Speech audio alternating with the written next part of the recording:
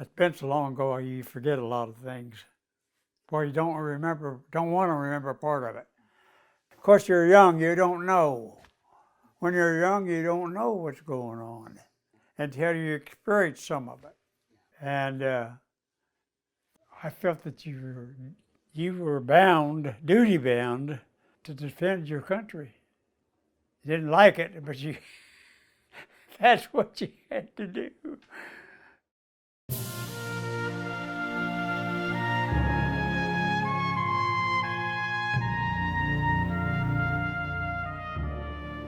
Yeah, I was born in Kansas City, Kansas, 1923.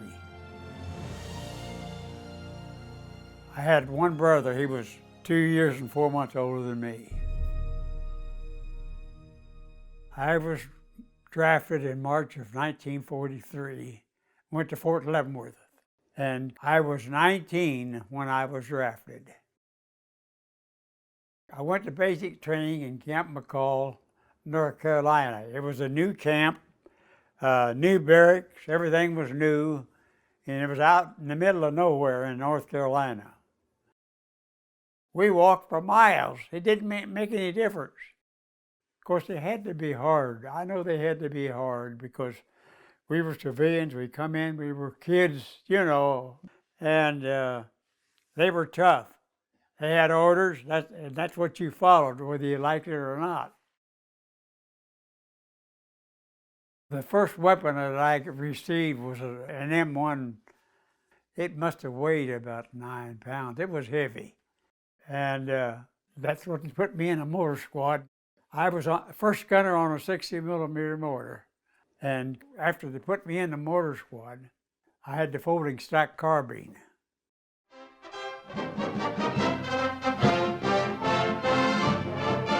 The genius of the American automobile manufacturer Henry Ford turns to the mass production of gliders.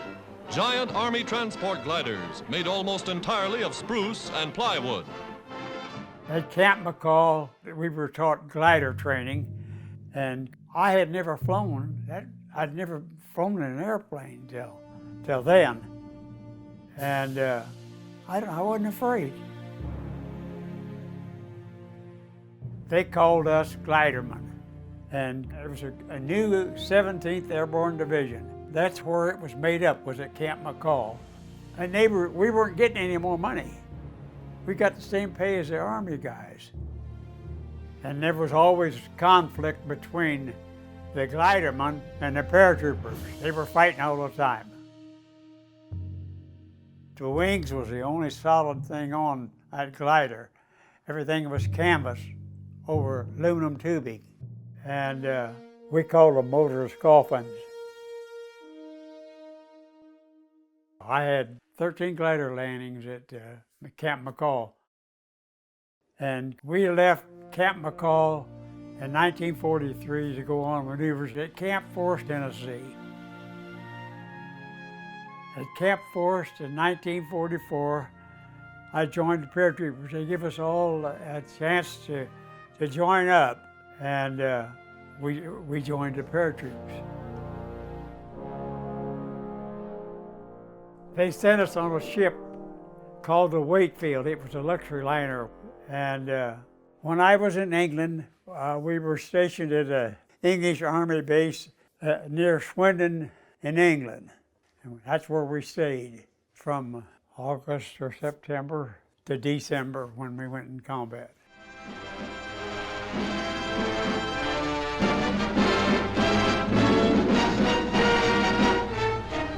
In one day, the enemy smashed through the defenses of the American First Army on a 45-mile front and was biting deep into Luxembourg and Belgium. In 24 hours, the initiative changed hands, and the German army, which had put the word blitzkrieg into all languages, unleashed its desperate offensive. They come over the radio and said, well, the Germans come out to fight this morning. Oh, they did. That's when the Germans come out and knocked a 70-mile hole in our lines. And that was called the Battle of the Bulge. And we all figured out, we thought we were going to probably jump in at Bastogne. But it was fogged in. We was fogged in for a week. And They sent us to Paris, then we went to Sedan, France. And when I went to Sedan, France, that was my first time in combat. And there was a bridge there, the only bridge going into the bed of the boat. We held it. And we were there several days. And then they said, well, we're going up to the front. And all we had was what we had on. Sure, I thought it was terrible. It was terrible. You really don't know until you get involved in the situation. You don't realize what's going on until you get up on the front and wonder how long you're going to live. And we was in Ardennes Forest is where we was at. And then we were under artillery attack, and that's as bad as it gets as far as I'm concerned, because them shells is landing all around you.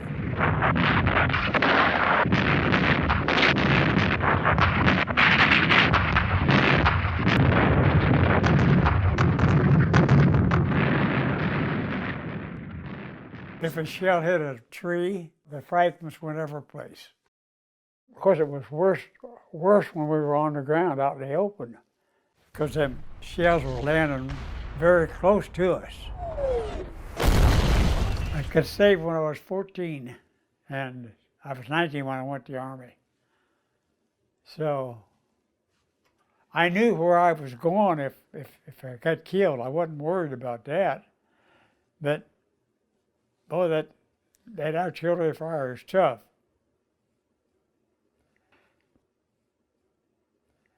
People get cut down. It's tough. You never forget it. Never forget it. The Army held in Belgium. The attack was blunted, the spearhead stopped, the Nazi columns contained and thrown back by men who had flung themselves into the breach. I was only in the battle for a couple of weeks because I froze, my feet were frozen. And they were frozen, clear to my knees. And there was about 7 or 8 inches of snow on the ground at that time. The temperature was 0 to 10 above that morning. All we had was the clothes we had on. And about 5 o'clock, they woke us up. They said that we're going to go back. They pulled me out of this barn and they took me by ambulance. And then the next day, they took us to the field hospital, and that's when they just cut. You talk about hurt. Cut that top skin off of that boil, and there was boils all over both front feet and my legs. My toe was black where you lost the blood. But they put me down at the field hospital as trench foot. It wasn't trench foot, it was frozen feet.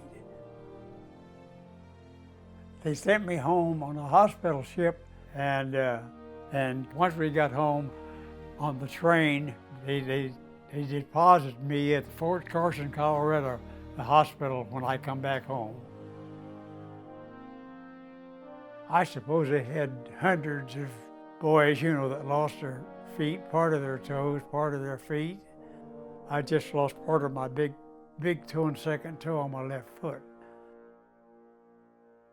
I was there maybe a month, and then I come home, and I wasn't going to get married until after I got out of the service, but I decided that we would get married. She was 19 and I was 21. Geraldine and I were engaged for about 2 or 3 years before I was drafted. That's the hardest thing I ever done in my life is when they took me when I was 19. We got married on June the 2nd, 1945. And after I was married for a little while, I had to go back to Colorado because I was still in the Army. Then I got back there and they come find out they were discharging me. And I got discharged in July of 1945.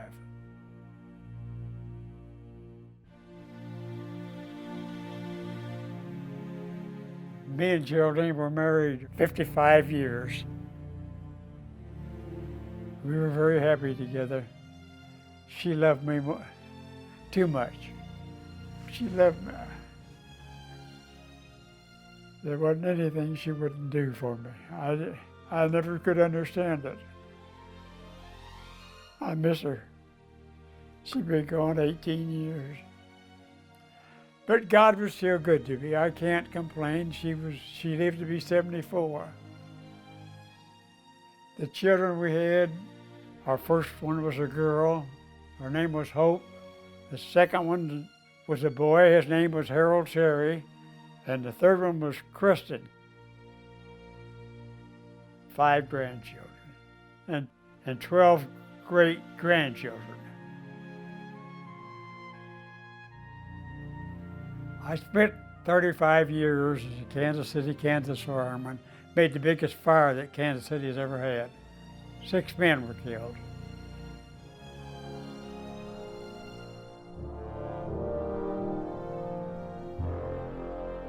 I love my country, and I felt it was my duty to go. I didn't want to go. Of course, nobody wants to leave home. But that's the only way that it's accomplished. I do love my country. And there was a bond, there was something about your fellow comrades. You were like a family. You almost loved them. Maybe a perfect stranger give his life for you. It was bad.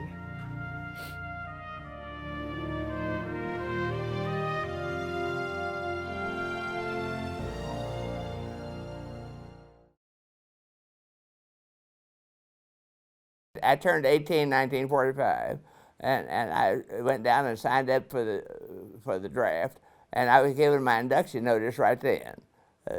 They were getting ready to invade Japan. Do solemnly swear that I will bear true faith and allegiance. that I will bear true faith and allegiance. I went overseas as a replacement. I didn't know where I was going to end up, and I ended up in the 8th Army, which was the overall Army, and the 9th Corps was the next click down, and I was assigned to that for a while, and then I ended up in the Air Corps.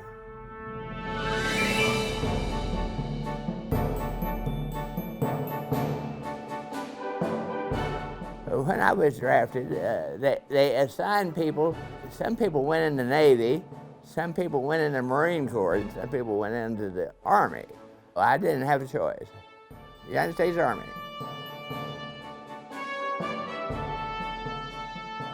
They sent me to Camp Polk, Louisiana for training. I had about 2 months of training, and they said, there's a ship waiting for you in San Francisco. And they said they will continue to train you on board ship. And so we had training sessions on the ship. It was full of kids my age, going overseas as replacements to the rifle companies and the different divisions. We went to Hawaii initially and offloaded there for a week, about 2 weeks, I guess. Went through a training session there, and then back on board ship, and we went to Western Pacific. The General Patriot was the name of the transport. I ended up, I was in the Philippines for a little while. I was on a couple of other islands, I think Okinawa, and what they had in the Philippines and on Okinawa, they called them rebel depots, replacement depots. They put everybody in there, and the different units would requisition so many people. We landed in Japan finally, at Yokohama, and they offloaded us and said, this is a rebel depot, replacement depot. And then they started sending us to here, there, and elsewhere. They were trying to get the guys home that had been over there for a year, 2 years, 3 years. We were around Tokyo for a while. It was unusual because Tokyo had no lights. Here's a big city with no lights, just little flickers of people with little lamps. They were gathering up all the different arms, rifles and ammunition and ordnance that the Japanese had. They wanted to get that back into a depot, you know, to keep it away from the Japanese. They didn't know quite what would happen. There was a lot of talk about trying Hirohito as a war criminal, but it didn't happen. The reasoning, Hirohito was essentially part of the religious system in Shintoism, and it was afraid that that would cause problems for the occupation, you know. But I ended up in the 9th Corps in S3 operations. I was sent up to Sendai to be in the 9th Corps headquarters. We were sent up to northern Japan, to Hokkaido, the island north of Honshu. The Russians had taken the island to the north of that, Sakhalin Island. It had been a Japanese island. They took it, and they were going to take Hokkaido. And MacArthur and Truman was president then. They sent the 11th Airborne up there to Hokkaido to be there first before the Russians, trying to keep the Russians. The Russians wanted to do the same thing in Japan that they did in Germany. They got a big piece of Germany, you know, and they wanted that.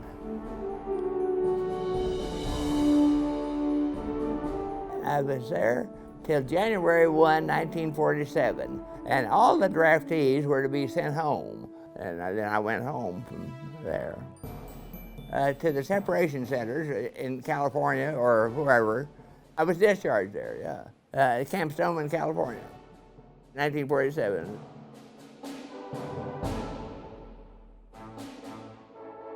The Army started a program. If you signed up in the reserve, you would be expedited in your discharge. So several of us signed up in the reserve for 3 years, and we got expedited some. I was put in the Air Force Reserve, Air Corps Reserve, and we kind of wanted to go to college, you know. They had so many vets in there on the GI Bill that I ended up going to junior college in Independence, Kansas for the first year, but then I went to Wichita University. My reserve time was up July 1, 1950. The Korean War started on June 25th, and they froze everybody in the reserve, and they ended up calling me back in that fall when the Korean War started. And I ended up being at Francis Warren Air Base in Wyoming. It was a SAC base. They sent me to McCord Field in Washington. They were setting up an airlift, and they put me back in S1, or S3 rather, in operations in the 62nd Troop Carrier. And they were setting up a airlift from the West Coast to Korea.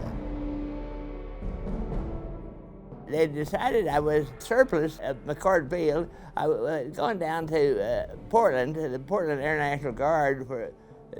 They sent us over to the Puget Sound Naval Base to set up a radio net. They were going to have ships positioned on the flight path to Korea every 100 miles for air sea rescue in case a plane went down. This thing here was from the Hilo Squadron 7 on the Bonami Richard, the carrier, the Bonami Dick, they called her. The fleet carrier that was kind of the headquarters of the air sea rescue for the flight path airlift to Korea, or to Japan and Korea. But then they decided that was over with, a little less than a month maybe, and so they said, we want to send you to Nellis Air Force Base in Nevada. They have a school there called the Fighter Weapons School, and we want you to be what's called a WWII, a weapon system operator. But then I'd been in an accident and had a concussion, and my medical records caught up with me, and I was in a wreck on January 1, 1947. Everybody was having a big New Year's party. We had a couple of new pilots showed up that had been kicked out of fighter squadrons, and they wanted to take a ship and do a racetrack circuit around Mount Fuji so everybody could take a picture of it. The guy had drop tanks on the ship, and they fell off, and they They landed on where we were, and it blew up, and when the fuel tank hits, it breaks open and mist comes up, and then it explodes. And it knocked a bunch of us out, killed a bunch of people. Half a dozen of them killed, broken legs and stuff. And so I was banged up pretty good with that. I'm 70% disabled on account of it. And they said, well, I don't think, since you've had a concussion, we'll send you back to SAC. So I went back to Great Falls to the SAC base, and I was going to be in SAC, but then they said, well, we're just going to let you out. I don't know what else to do with it. Got out in the fall of '51. But taking off active duty, I was still in the reserve because they'd extended me in the reserve for 3 more years when the war started. And I went back to Wichita and I finished school. I was a total of 3 years from 1947 to 1950, and then 3 more years from 1950 to 1953. And I was discharged from the reserve then.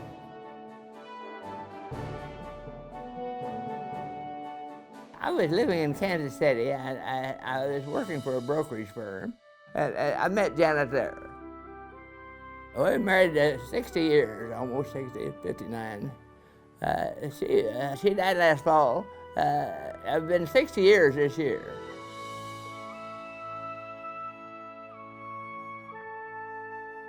I joined the Confederate Air Force, now Commemorative Air Force, as a result of the suggestion by my tax guy. I belonged from about 2000 to 2010.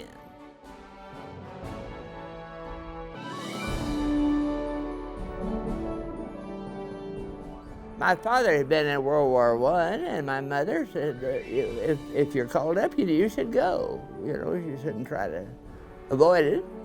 Our family had been in the service. My dad and my uncles and my cousins and just about everybody in our family had been in the service. They just kind of took it for granted that you wouldn't avoid it if it came to you.